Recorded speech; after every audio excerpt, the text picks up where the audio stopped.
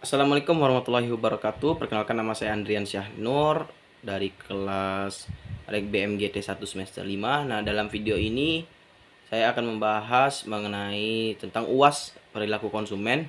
Yang pertama diminta untuk menanggapi ya, bagaimana tanggapan saya mengenai meningkatnya penjualan online, khususnya di e-commerce terutama ya. Penjualan online e-commerce sama saja. Nah, menurut saya yang pertama kita pahami dulu. Kita pahami di era globalisasi ini justru orang semakin memudahkan ya. Orang ingin mudah, ingin cepat ya. Sesuatu yang diinginkan itu cepat datangnya begitu. Nah, ini sangat masuk sekali dengan kondisi saat ini yang dimana kita tahu bahwa banyak sekali e-commerce ya, terutama Gojek itu di bidang transportasi dan makanannya, di Grab, kemudian ada Maxim, kemudian ada Shopee Food ya, atau di bidang e-commerce lainnya seperti kita penjualan dan pembelian online ya, itu di Shopee gitu ya, di Tokopedia dan di Bukalapak. Nah, itu semuanya ada di dalam suatu barang itu di dalam satu aplikasi itu tersebut. Jadi sehingga di era yang sekarang ini, yang dulunya kita beli barang itu perlu ke Ramayana gitu ya, pergi ke Ramayana, ke pasar dan sebagainya, kini kita bisa lewat mesen, lewat di rumah melalui aplikasi tadi. Nah, itulah sangat meningkat sekali penjualan, khususnya penjualan online di sini ya, yang saya sebutkan tadi, karena itu tadi masyarakat sekarang maunya serba praktis dan serba cepat. Nah, ini justru ini sangat berguna dan sangat-sangat memiliki peluang bagi kita ya, pelaku usaha, untuk terjun ke bisnis, merambah ke bisnis yang seperti ini gitu. Sehingga ya menurut saya kayak contoh lah ya, sepatu. Dulu kita beli sepatu itu di Sportation yang ada di mall. Kemudian kita beli sepatu itu ya di pasar gitu ya. Dan sekarang kita tidak perlu lagi ke sana, cukup dengan duduk. Terus cukup dengan duduk kita pesen, langsung kemudian barang itu datang, dan banyak juga promonya. Seperti kita bisa dapat COD ya, yang mana nanti kita barang itu sampai duluan kita bayar, kemudian ada yang gratis ongkir. Banyak promo-promo yang ditawarkan oleh e-commerce tersebut. Nah, itu juga makanya sekarang kalau sepatu tadi yang saya sebutkan, kita tinggal milih ya, kita skor, kita lihat Instagram mereka, Instagram penjualan sepatu itu, kemudian kita tinggal klik order, dan nanti si penjual akan mengkeep pesanan kita gitu, melihat stok kemudian dikirim. Nah, begitu praktis di era yang sekarang ini begitu, dan justru gitu harus kita manfaatkan ya.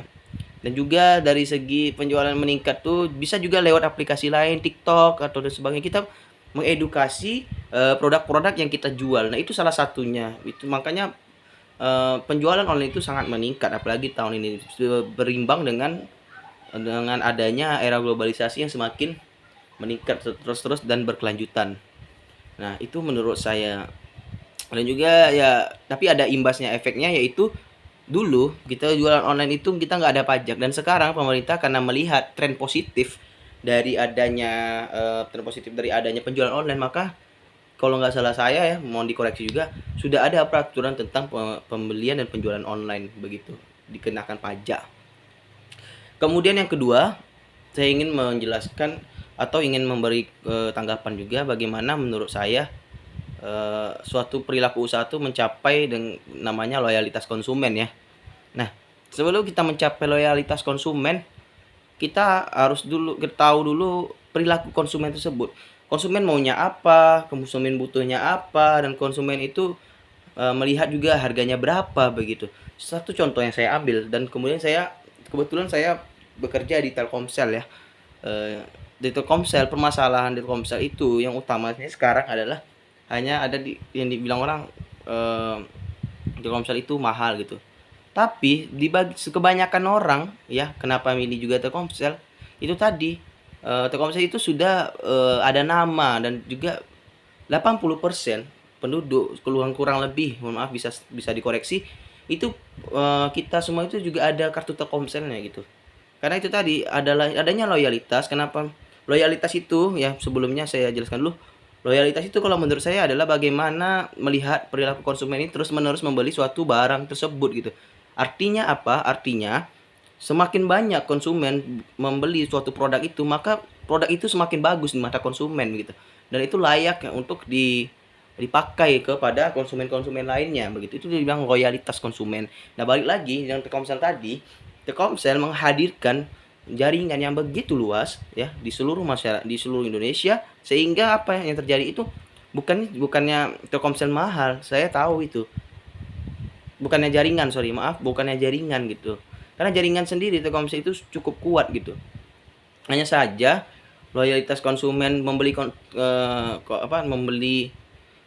Telkomsel ini hanya saja dibenturkan dengan harga gitu. Sebenarnya ada kualitas. Nah, itu yang kurang dari mindset dari konsumen gitu. Tapi bukan sedikit, tapi banyak juga yang pakai konsumen Telkomsel juga. Karena pertama itu jaringannya. Yang kedua itu ada varian paketnya. Paket dari Telkomsel itu ada combo Sakti Max ya, ada combo Sakti biasa, ada unlimitednya juga gitu. Dan itu plus dengan paket nelpon dan juga SMS. Nah, begitu. Dan itu salah satu juga strategi ya, bagaimana Telkomsel menghadirkan berbagai macam produk yang memudahkan pelanggannya untuk mengakses dengan cepat dan kencang begitu. Nah, itu dia sehingga pembeli atau konsumen itu terkesan ingin membeli lagi gitu dengan adanya promo-promo tersebut. Nah, kaitan dengan tadi bagaimana tanggapan saya mengenai perilaku usaha untuk loyalitas itu tadi, kita membangun sebuah brand itu dari bawah. Kita dari bawah, kita koreksi, kita inovasi.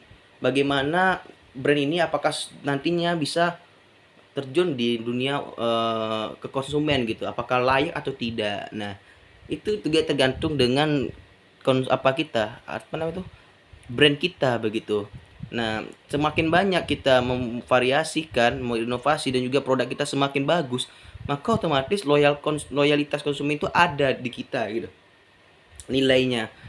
Karena pelanggan pasti melihat, oh ini bagus nggak, dengan harga yang murah ini bagus nggak gitu. Zaman sekarang itu seperti itu.